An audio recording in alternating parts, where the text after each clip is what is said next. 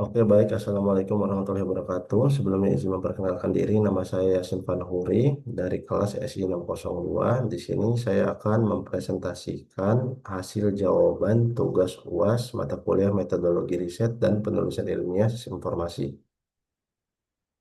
Baik, langsung saja ke pembahasan. Jadi analisis soal diketahui NIM saya adalah 230101010170. Jadi berdasarkan ketentuan soal berarti saya mendapat eh, saya mendapatkan soal X-nya adalah 7 dan Y-nya adalah 0.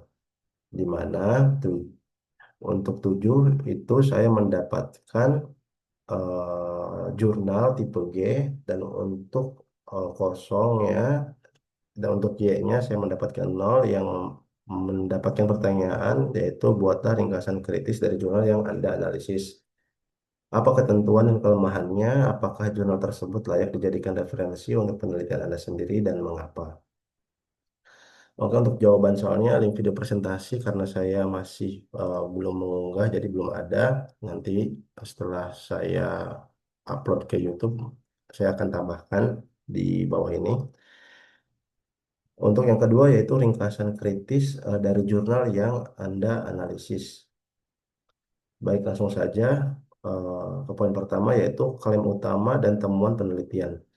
Jadi jurnal ini mengklaim bahwa Project Based Learning, yaitu PJBL, secara signifikan meningkatkan kesiapan calon guru dalam pembelajaran online. Berdasarkan hasil uji statistik, yaitu paired sample t-test, effect size, dan engine.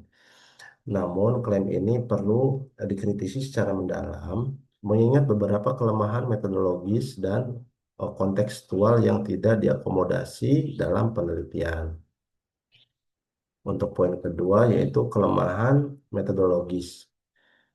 Yang pertama, sampel terbatas dan tidak representatif. Jadi penelitian hanya melibatkan 12 peserta dari dua sekolah dasar di Malang, Indonesia. Sampel yang kecil dan homogen atau calon guru dari satu universitas mengurangi validitas eksternal temuan. Generalisasi hasil ke populasi yang lebih luas menjadi tidak dapat diandalkan. Lalu, desain pre-eksperimental yang lemah. Jadi, penggunaan one group pre-test post-test tanpa kelompok kontrol membatasi kemampuan penelitian untuk mengisolasi pengaruh PJBL dari variabel confounding. Misalnya, pengaruh pelatihan tambahan atau pengalaman sebelumnya dengan teknologi. Lalu instrumen pengukuran yang tidak diuji validitasnya. Jadi tidak ada informasi mengenai uji validitas dan reliabilitas instrumen dalam konteks penelitian ini. Potensi bias respon, misalnya kecenderungan peserta menjawab secara sosial yang diinginkan, tidak dikontrol. Untuk poin yang ketiga, yaitu kelemahan analisis. Untuk poin yang pertama adalah overinterpretasi efek size. Peneliti menyimpulkan bahwa PJBL memiliki pengaruh kuat ya, atau efek size 1,136. Namun tidak mempertimbangkan kemungkinan inflasi, efek akibat sampel kecil, dan desain penelitian yang tidak ketat. Ketidakjelasan kriteria peningkatan. Hasil engine menunjukkan 75% peserta mengalami peningkatan sedang, tetapi tidak ada analisis mendalam mengapa 25% siswa tidak mencapai kategori tinggi. Apakah faktor seperti motivasi intrinsik, akses teknologi, atau kualitas mentoring memengaruhi hasil? Untuk poin keempat, masalah kontekstual yang diabaikan. Tidak ada pembahasan tentang keterbatasan infrastruktur. Penelitian dilakukan di Indonesia, di mana kesenjangan digital seperti akses internet dan perangkat sering menjadi hambatan utama pembelajaran online. Namun, faktor ini sama sekali tidak dibahas, sehingga temuan terkesan terlalu optimistik. Selain itu, kurangnya refleksi kritis tentang PJBL dalam pendidikan guru. Jadi, PJBL dianggap sebagai solusi tanpa mempertimbangkan tantangan implementasinya seperti beban kognitif, beban kognitif tinggi bagi calon guru yang masih pemula, lalu kebutuhan waktu dan sumber daya yang tidak selalu tersedia di konteks pendidikan Indonesia. Oke, untuk poin kelima yaitu rekomendasi untuk penelitian lebih rigor. Jadi untuk poin pertama, perluasan sampel dan desain eksperimental yang lebih kuat. Penelitian lanjutan harusnya menggunakan randomized control trial atau ECT dengan kelompok kontrol untuk memastikan bahwa peningkatan kesiapan benar-benar disebabkan oleh PJBL. Yang kedua, triangulasi data. Kombinasi kuesioner dengan wawancara atau observasi langsung akan memberikan pemahaman lebih holistik tentang kesiapan calon guru. Lalu kontekstualisasi tantangan lokal. Penelitian di negara berkembang seperti Indonesia harus memasukkan analisis tentang keterbatasan infrastruktur dan kesiapan institusi dalam mendukung PJBL. Yang keenam adalah kesimpulan. Meskipun penelitian ini memberikan wawasan awal tentang potensi PJBL dalam pendidikan guru, klaim utamanya terlalu simplistik dan tidak cukup didukung oleh metodologi yang rigor. Temuan yang disajikan mungkin berlaku dalam konteks terbatas, tetapi tidak dapat secara luas dijadikan rekomendasi kebijakan tanpa penelitian lebih mendalam. Pendidikan guru membutuhkan pendekatan yang lebih komprehensif, bukan sekedar adopsi PJBL sebagai solusi instan. Untuk pertanyaan untuk pertanyaan yang kedua yaitu apa kekuatan dan kelemahannya? Untuk kekuatan jurnal. Poin yang pertama adalah relevansi topik. Penelitian ini mengangkat isu aktual, yaitu kesiapan calon guru dalam pembelajaran online pasca pandemi COVID-19 yang menjadi perhatian global.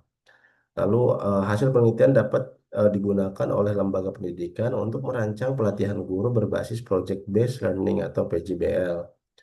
Untuk yang poin yang kedua, kerangka teoritis yang jelas. Peneliti menggunakan teori yang mapan, seperti teacher readiness for online learning, measure, dan prinsip PJBL. Lalu kesiapan guru diukur melalui 4 indikator: komunikasi, dukungan institusi, pembelajaran mandiri, dan transfer pengetahuan. Memberikan struktur analisis yang sistematis. Lalu untuk kelebihan yang ketiga yaitu metodologi yang terstruktur. Penelitian mengikuti 6 tahapan PJBL, mulai dari identifikasi masalah hingga evaluasi, menunjukkan implementasi yang terencana. Alat analisis kuantitatif yang valid, yaitu statistik yang lengkap menggunakan Cohen's effect, size, dan Hex engine yang diakui dalam penelitian pendidikan. Lalu temuan signifikan secara statistik. Hasil menunjukkan peningkatan signifikan yaitu eh, kurang dari 0,05 dengan efek size 1,136 kategori kuat. 75% peserta mengalami peningkatan kategori sedang, menunjukkan konsistensi dampak PJBL. Lalu transparansi data. Peneliti memaparkan secara rinci bagaimana PJBL diimplementasikan, seperti observasi sekolah, peer teaching, penggunaan Google Drive atau Meet, dan lain sebagainya. Lalu menyertakan gambar contoh RPP, screenshot Google Form untuk kejelasan metodologi. Untuk kelemahan jurnal, yang pertama yaitu masalah sampel. Ukuran sampel terlalu kecil, N sama dengan 12. Jadi hasil tidak dapat generalisasi ke populasi yang lebih luas. Resiko bias seleksi karena peserta hanya dari dua sekolah di Malang. Lalu tidak ada kelompok kontrol. Tanpa pembanding, sulit memastikan bahwa peningkatan kesiapan benar-benar disebabkan oleh PJBL, bukan faktor lain seperti pelatihan tambahan. Lalu yang kedua adalah validitas dan reliabilitas instrumen, yaitu tidak dilaporkan uji validitas atau reliabilitas kuesioner. Kuesioner diadaptasi dari HAL 2016 tidak diuji ulang untuk konteks Indonesia, berpotensi menimbulkan bias budaya. Lalu respon subjektif data bergantung pada self assessment calon guru yang rentan terhadap social desirability bias, kecenderungan menjawab secara ideal. Keterbatasan analisis, tidak ada analisis kualitatif, penelitian hanya mengandalkan kuesioner tanpa wawancara observasi untuk memahami proses peningkatan kesiapan secara mendalam. Efek size yang dipertanyakan, nilai efek size lebih dari 1,0 mungkin terinflasi karena sampel kecil dan desain pre-eksperimental. Lalu kontekstualisasi yang lemah, yaitu mengabaikan faktor eksternal, tidak membahas kendala infrastruktur seperti konektivitas internet atau ketersediaan perangkat yang sangat relevan di Indonesia. Tidak ada refleksi kritis tentang PJBL. Peneliti tidak menyoroti tantangan implementasi PJBL, misalnya beban kerja guru, kesulitan kolaborasi online, dan lain sebagainya. Dan yang terakhir yaitu implikasi kebijakan yang terlalu optimis. Klaim PJBL efektif tidak mendukung bukti holistik. Penelitian hanya membuktikan peningkatan jangka pendek tanpa mengevaluasi jangka panjang, misalnya kinerja guru saat mengajar di sekolah. Rekomendasi tidak spesifik. Jadi tidak ada panduan konkret tentang bagaimana institusi pendidikan harus mengadopsi PJBL, misalnya durasi pelatihan, sumber daya yang dibutuhkan. Untuk pertanyaan yang ketiga yaitu apakah jurnal tersebut layak dijadikan referensi untuk penelitian Anda sendiri dan mengapa? Ya, menurut saya, jurnal tersebut layak dijadikan referensi teoritis karena menurut saya semua jurnal itu tentu itu sangat bagus untuk dijadikan referensi.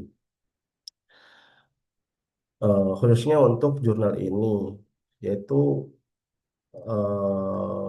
jurnal ini bisa dijadikan referensi teoritis untuk memahami adaptasi tentang bagaimana PJBL ini berjalan. Namun, menurut saya tidak cocok menjadikan acuan utama dalam penelitian saya.